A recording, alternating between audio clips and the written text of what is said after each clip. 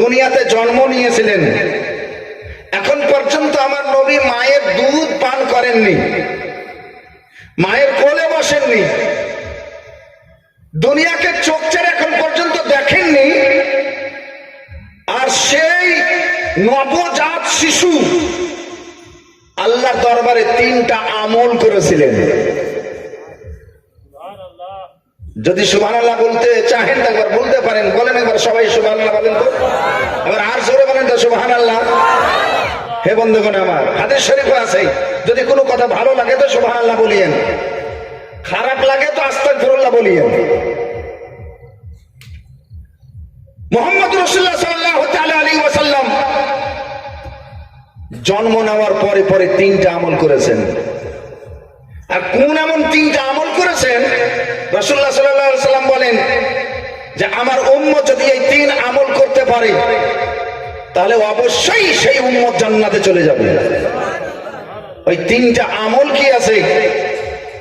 আমি আপনাকে কোনো যুক্তি দিয়ে বোঝাতে আসিনি, বাংলা, হিন্দি, উর্দু, ফার্সি কিতাব দিয়ে বুঝাতে আসিনি, স্বয়ং হাদিস দিয়ে আপনার কাছে আমি সেই কথাটা রাখবো। হাদিসের নাম আল মুস্তাদরাক লিল হাকিম। ইমাম বুখারী রাহমাতুল্লাহ আলাইহি পর্যন্ত যাকে সমর্থন করেন সে হাদিসের নাম হলো আল মুস্তাদরাক। সেই হাদিসের 2য় খণ্ড, পৃষ্ঠা নম্বর 656। তাহলে আপনাকে হাদিস শুনতে হলে একবার মন থেকে জোরে বলতে হবে সুবহানাল্লাহ, আর একবার বলেন সুবহানাল্লাহ। عن علي الإرباز بن سارية رضي الله تعالى عنه قال قال رسول الله صلى الله تعالى عليه وسلم إني عند الله مكتوب خاتم النبيين وإن آدم لمنجدل في دينه سأنبئكم بأول أمري ذلك دعوة أبي إبراهيم وبشرة عيسى ورؤيا أمي التي وضعتني فخرج منه النور وعزعت لها قيصر كسرى من شام। হাদিস শরীফে আকা মুস্তাফা সাল্লাল্লাহু তাআলা আলাইহি ওয়াসাল্লাম ইরশাদ করেছেন। কি ইরশাদ করেছেন হে বন্ধুগণ আমার?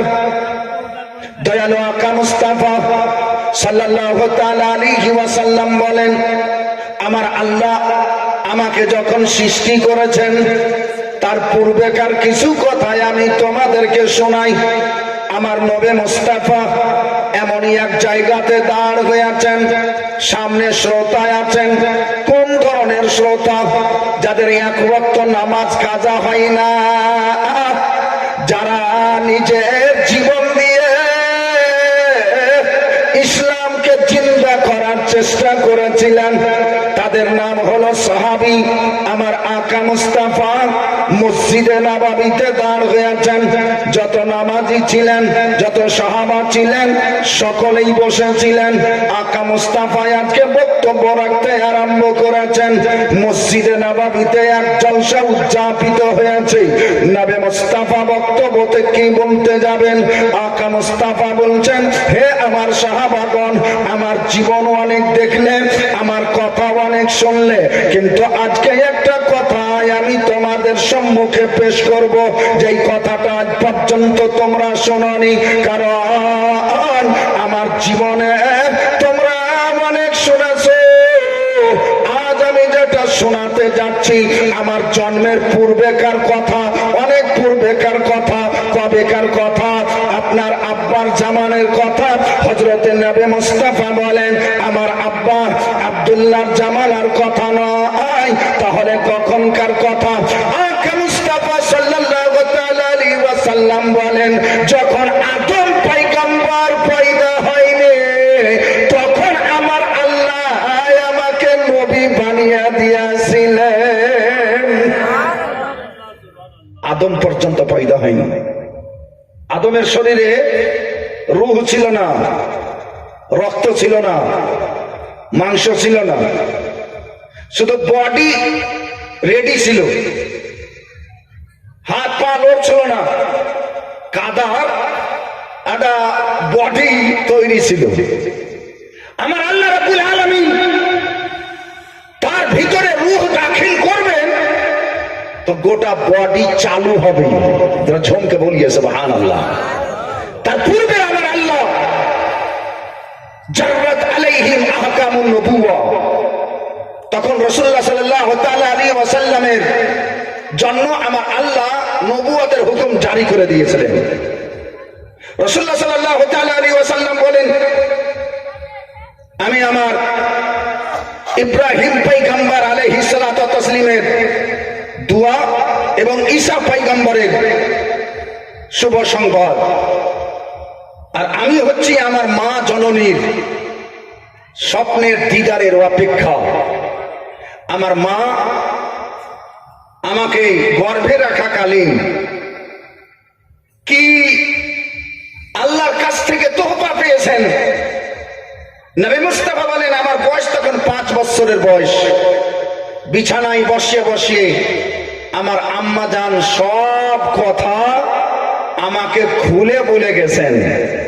হে ব্রাদার, ইনশাআল্লাহ আপনাদের সম্মুখে আমি বক্তব্য কিছুক্ষণ রাখবো। ও নবী গো,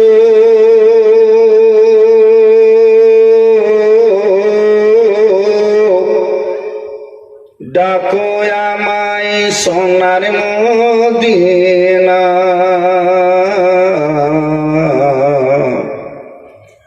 ডাকো আমায়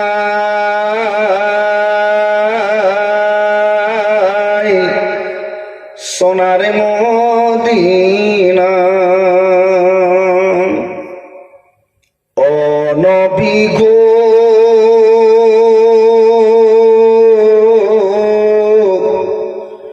ডাকো আমায় সোনার মদিনা।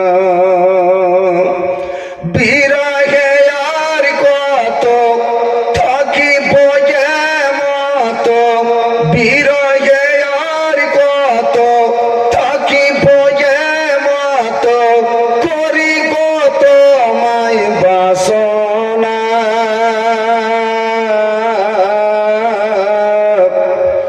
ডাকো আমায় সোনার মদিনা, ডাকো আমায় সোনার মদিনা।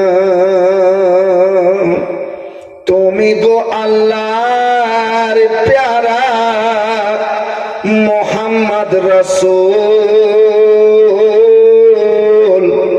ওয়াকুলের কান্ডারি তুমি সর্বজীবের মূল। তুমি গো আল্লাহর প্যারা মোহাম্মদ রাসূল, ওয়াকুলের কান্ডারি তুমি সর্বজীবের মূল। আমিরা গরিব দুঃখের আশিকানা উম্মতের, আমিরা গরিব দুঃখের আশিকানা উম্মতের, তুমি গো সবার জাহাপনা। ডাকো আমায় সোনার মদিনা। ও নবী গো,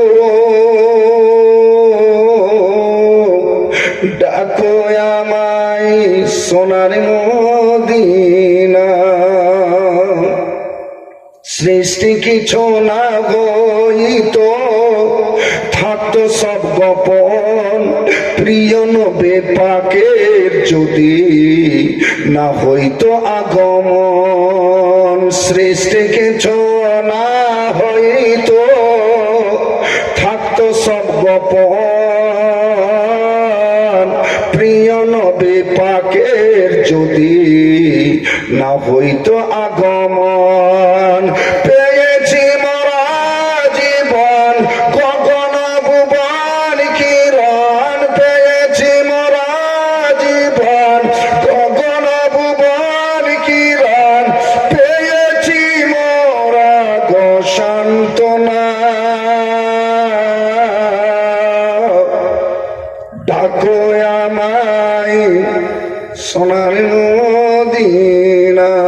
বন্ধু তখন আমার আকা মুস্তাফা সাল্লাল্লাহু তাআলা আলাইহি ওয়াসাল্লাম বলেন, হে আমার উম্মতেরা, আমি যখন আমার মায়ের গর্ভে ছিলাম, হঠাৎ করে আমার মা জননী আমাকে স্বপ্নতে দেখতে পায়। আমাকে স্বপ্নতে দেখছেন, আমাকে দুধ পান করাচ্ছেন। আমার মা আমাকে নিজে বলছেন, ও আনা রুইয়া উম্মি। আকা মুস্তাফা বলেন, আমি আমার মায়ের স্বপ্নের দিদারের অপেক্ষা। আমার আম্মা জান বলেন, বেটা, আমি তোমাকে স্বপ্নতে দেখছিলাম। হঠাৎ করে আমার ঘুম যেমনই ভেঙেছে, আমি বিছানায় শুয়েছিলাম না বসেছিলাম বুঝতে পারি না। হযরতে মা আমিনা রাদিয়াল্লাহু তাআলা আনহা ঘুমের ঘরে ছিলেন, যেমনই চেতন হলেন, তার মন বলে, আমার ছেলে, আমার এত বড় ছেলে কোথায় চলে গেলে? হযরতে মা আমিনা ঘর থেকে বাহিরে খোঁজ পর্যন্ত করতে এসে গেছেন। মা আমিনা স্বপ্ন দেখেছেন না বাস্তবে নিজের ছেলেকে দেখে নিয়েছেন, মা হয়ে বুঝতে পারে না।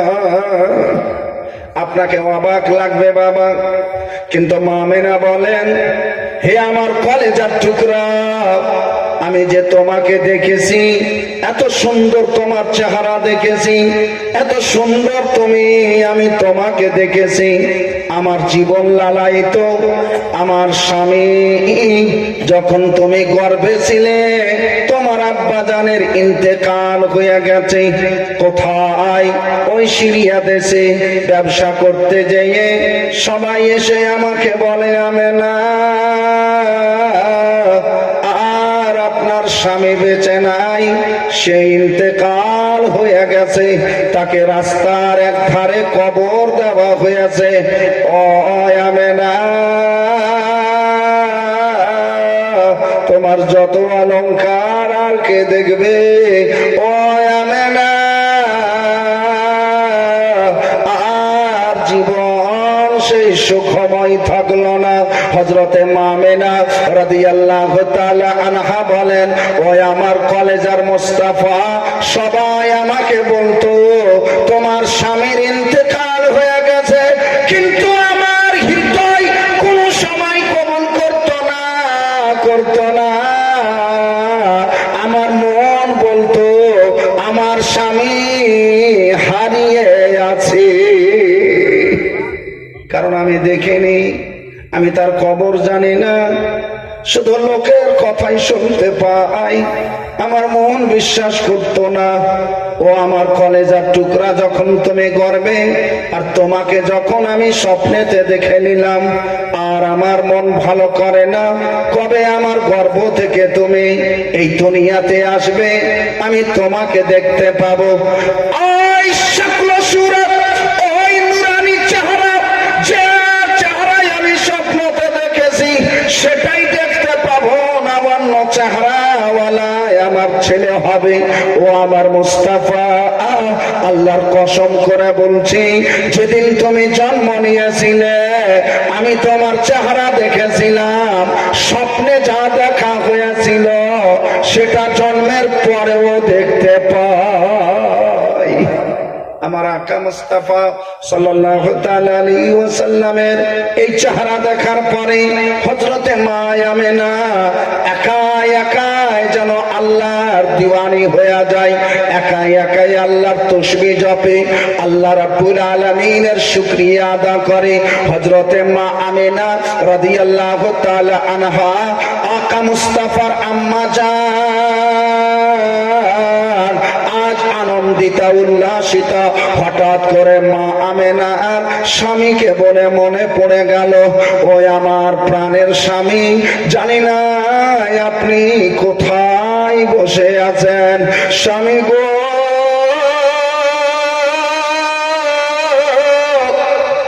সবাই বলেছে আপনার ইন্তেকাল হয়ে গেছে। এদিকে একবার দেখে যান, একবার দেখে যান, আপনার ঘরে রাজা মহারাজের বাড়িতে এইরকম ছেলে জন্মগ্রহণ করে না। স্বামী আমার বিশ্বাস হয় না আপনি কবরে শুয়ে আছেন। আমার মন বলছে কোন জায়গাতে আপনি বসে আছেন। একবার আসুন, এত নুরানি চেহারা সবাই দেখবে, আপনি দেখবেন না। হযরতে মা আমিনা রাদিয়াল্লাহু তাআলা আনহার কলেজা যেন চুর চুর হয়ে যায়। মা আমিনা নিজের মুস্তাফাকে কোলে নিবে না, নিজের স্বামীর শোক সতেজ হয়ে আছে তাতে ভেসে যাবেন। মা আমিনার চোখ দিয়ে ঝরঝর করে অশ্রু পড়তে লাগলো। হঠাৎ করে নবী মুস্তাফার শরীরটা যেন চমকিল। আকা মুস্তাফার শরীরের রোশনীতে মা আমিনার চোখের জ্যোতি বেড়ে যায়, দূর পর্যন্ত তার নজর যায়। কত দূর নজর যায়? হযরতে মা আমিনা বলেন, মক্কা শরীফের ঘরে বসে আমি গোটা সিরিয়া দেশকে নিদর্শন করতে পারছি। আমার চোখের জ্যোতি এত বেড়েছে আমি যেন আমার স্বামীর কবর পর্যন্ত দেখতে পাই। জোরে বলেন একবার সুবহানাল্লাহ। হযরতে মা আমিনা রাদিয়াল্লাহু তাআলা আনহা নিজের মুস্তাফার, নিজের কলেজার টুকরা, নিজের ছেলের রওশনীতে নিজের স্বামীর কবর পর্যন্ত দেখলেন। তার মনে সাব্যস্ত হয়ে গেল, আমার মনের ধাঁধা দূরে গেল, আমার স্বামী বাস্তবে বেঁচে নাই, ইন্তেকাল হয়ে আছে। হযরতে মা আমিনা মুস্তাফার দিকে চেয়ে দেখছেন, আকা মুস্তাফা সাল্লাল্লাহু তাআলা আলাইহি ওয়াসাল্লাম জন্ম নেওয়ার পরে পরে যত মুহাদ্দিসিনে কেরাম পৃথিবীতে আছে, যেই কোনো জামাতের হোক, যেই কোনো দলের হোক, সব জামাতের মৌলবীরা, সব জামাতের মুহাদ্দিসগণ এটাই লিখেছেন, নবী পয়দা হওয়ার পরে আল্লাহকে সিজদাতে মাথা রেখেছে। জনকে বলো সুবহানাল্লাহ। আকা মুস্তাফা সাল্লাল্লাহু তাআলা আলাইহি ওয়াসাল্লাম নিজের মাথা রেখেছিলেন, আল্লাহকে সিজদাতে রেখেছিলেন। মা আমিনা দেখার পরে অত্যন্ত আনন্দিত হয়েছিলেন। মা আমিনা বলেন, আল্লাহ গো, আজ পর্যন্ত আমি আমার স্বামী কাবা ঘরে যে আল্লাহ আপনাকে সিজদা করতাম, আমার গর্ভ হতে এমন সন্তান দিয়েছেন যে ছয়টা সন্তান পয়দা হওয়ার পরে পরে আপনাকে সিজদায় মাথা রেখেছে। হযরতে মা আমিনা রাদিয়াল্লাহু তাআলা আনহা একটু পরে যেন খুব মিষ্টি আওয়াজ শুনতে পাই। মা আমিনা কান লাগায়, এই আওয়াজ কোত্থেকে উদ্ভাসিত হয়? মা আমিনা রাদিয়াল্লাহু তাআলা আনহা ধীরে ধীরে নিজের ছেলের কাছে এসে পৌঁছাচ্ছেন। মাথা ঝুঁকিয়ে তার মাথাকে দেখছেন, তার মুখকে দেখছেন। আমার নবীর মুখ যেন হিলছে, আর নবী মুস্তাফা সিজদাতে পড়ে পড়ে রাব্বি হাবলি উম্মতি, রাব্বি হাবলি উম্মতি বলছেন। দয়ালু আকা মুস্তাফা সাল্লাল্লাহু তাআলা আলাইহি ওয়াসাল্লাম পৃথিবীতে আসার পরে পরে, জন্ম নেওয়ার পরে পরে তিনটা আমল করেছিলেন। আমি আগেই বলেছি, পহেলা আমল ছিল নবী মুস্তাফার মায়ের অন্তর কান্ত যে আমার স্বামী মারা গেছে না জীবিত আছে। আজ পর্যন্ত আমি যে তার কবর দেখতে পেলাম না। যে কেউ এসে আমাকে বলেছে যে আপনার স্বামী মারা গেছে, আমার হৃদয় বিশ্বাস করতো না, কবুল করতো না। কিন্তু আজ আমার মুস্তাফা আমার একটা কাজ করে দিল, আজ আমার হৃদয়ে বিশ্বাস হয়ে গেল যে আমার স্বামী মারা গেছে। ঝুমকে বলিয়ে সুবহানাল্লাহ। এই কাজ আমার বেটা, আমার মুস্তাফা, আমার কলেজার টুকরা জন্ম নেওয়ার পরে পরে মাকে সান্ত্বনা দিয়েছিলেন আমার নবী, মায়ের উপকার করেছিলেন আমার নবী, মায়ের কাজ করেছিলেন আমার নবী, মায়ের সেবা করেছিলেন আমার নবী, মায়ের মনের বাসনা পূর্ণ করেছিলেন বিবি। আমার ঝোমকে বলিয়ে না সুবহানাল্লাহ। আকা মুস্তাফা জন্ম নেওয়ার পরে মায়ের সেবা করেছেন পহেলা নম্বরে। দ্বিতীয় নম্বরে আল্লাহকে চিন্তা করেছেন। তৃতীয় নম্বরে রাব্বি হাবলি উম্মতি, আল্লাহ আমার উম্মত আমাকে অর্পণ করে দেন, আমাকে হেবা করে দেন, আমাকে দিয়ে দেন, যেন আমার হেদায়েতের পথে আমার উম্মত চলে। শুধু আমি একাই নয়, আমি উম্মতকে নিয়ে যেন জান্নাত যেতে পারি। আমার ঝোমকে বলিয়ে সুবহানাল্লাহ। যে নবী মুস্তাফা সাল্লাল্লাহু তাআলা আলাইহি ওয়াসাল্লাম এখন মায়ের দুধ পর্যন্ত পান করেননি, সে নবী মুস্তাফার পরিকল্পনা দেখুন। নবী মুস্তাফা এখন পর্যন্ত মায়ের কোলে বসেননি, সেই নবী মুস্তাফার ইবাদত দেখেন। আকা মুস্তাফা সাল্লাল্লাহু আলাইহি ওয়াসাল্লাম জগৎকে নজর চেড়ে দেখেননি, সেই নবী মুস্তাফার চরিত্র দেখেন। এই চরিত্রের নবী ছিলেন আমাদের নবী। যারা ঝুমকে বলেন সুবহানাল্লাহ। সুবহানাল্লাহ। নবী আমার পয়দা হয়েছিলেন বটে, সব জ্ঞানে পয়দা হয়েছিলেন। নবী কথা বলতে বলতে পয়দা হয়েছেন। নবী সিজদা করতে করতে পয়দা হয়েছেন।